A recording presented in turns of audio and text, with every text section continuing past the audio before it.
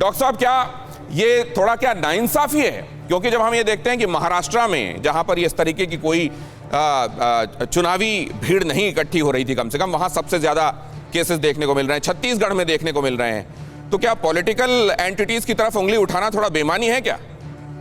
देखिए गौतम जी, ये बिल्कुल बहुत ही जायज क्वेश्चन है कि जहां भी पब्लिक गैदरिंग्स होगा और जहां भी कोविड अप्रोप्रिएट बिहेवियर फॉलो नहीं होगा, वहां पर रिस्क हमेशा ज्यादा होगा। मुंबई में हमने देखा, महाराष्ट्र में हमने देखा, वहां लोगों ने जिस तरह की लापरवाही बढ़ती है, इसलिए नंबर्स बढ़ रहे हैं। तो ये बिल्कुल एक जायज क्वेश्चन है और ये बिल्कुल एक रिस्क फैक्टर है। जहां भी पब्लिक गैदरिंग्स विदाउट प्रिकॉशंस होगा, वहां कोरोना फैलेगा।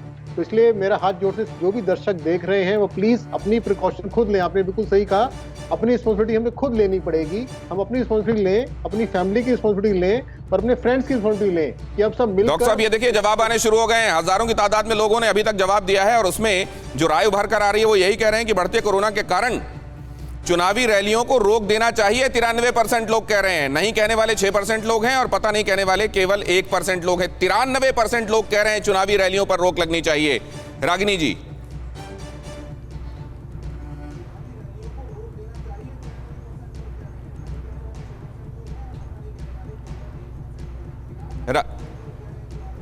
रागिनी जी आवाज आ रही है आपको? रागिनी अभी हमें नहीं दिनेश जी, मुझे आवाज आ रही है। थोड़ी सी कुछ टेक्निकल प्रॉब्लम है, इसलिए बीच में आपकी बात मैं सुन नहीं पाती हूँ। मुझे बस 1.5 मिनट का आप मौका दीजिएगा। देखिए, सबसे पहली बात और सबसे महत्वपूर्ण बात यह है कि अगर कोरोना संक्रमण फैलता जा रहा है, आप देखिए फरवरी में राहुल गांधी जी ने चेताया था कि ये बहुत ही गंभीर समस्या है और भारतीय जनता पार्टी के ट्रोल्स ने मजाक उड़ाने का काम किया।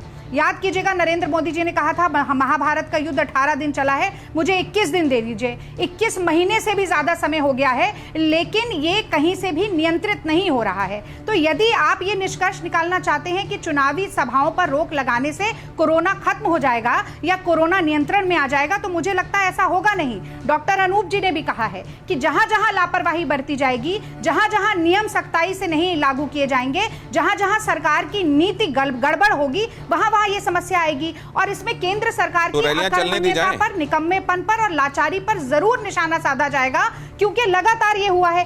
एक बात मैं और अंत में जरूर कहना चाहती हूं, आप देखिए अमित शाह जी लगातार बिना मास्क के घूम रहे हैं। आपने छत्तीसगढ़ की बात की, छत्तीसगढ़ में गए थे, जो सीआरपीएफ के जवान हैं उन्हें श्रद्धांजलि देने के लिए तमाम मीडिया ने दिखाया बिना मास्क के खड़े थे, एयरपोर्ट पे बिना मास्क के खड़े थे। भूपेश बघेल जी ने मास्क पहना हुआ था। अब आप प्रियंका गांधी जी को देखिए कि हाथ कैसे धोया जाए कोरोना में लेकर, तो प्रियंका जी भी बगैर मास्क के देखे गई हैं। संपर्क में आने पर उन्होंने, राहुल गांधी बिना मास्क के देखे गए, ये तस्वीरें हम दिखा रहे हैं। तो किसकी प्रतिबद्धता है कोरोना को रोकने की? किसकी प्रतिबद्धता है कि लोगों को समझाएं कि नियम पालन करने का जज्बा बढ़े?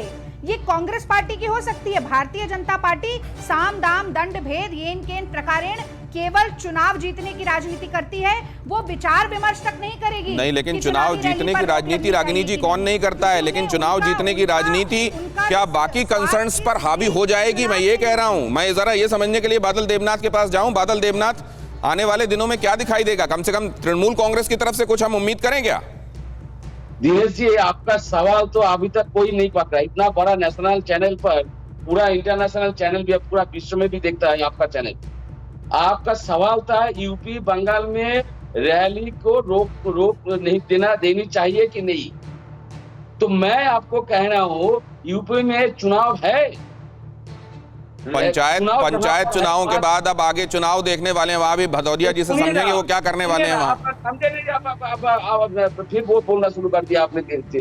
पहले रुके, मेरा बात तो खत्म करने दीजिए, 1 मिनट तो टाइम दीजिए। तो यूपी बंगाल में रैली रोकना देखना चाहिए। यूपी में तो चुनाव नहीं है, चुनाव है बंगाल में, आसाम में, केरल में, त्रिपुरा में, पंडिचेरी में। और जहां तक मैं आपको सभी को मैं अनुरोध करूंगा, जो डिस्टेंस, जो गाइडलाइंस, जो आपने गाइडलाइंस का जो बात किया, आपने गाइडलाइंस सबको मानना चाहिए। पहले तो जो लीडर लोग है, जो सेंट्रल मिनिस्टर है, स्टेट मिनिस्टर जो है, सबको पहले दिन उसको देखे सब गाइडलाइंस मानेगा।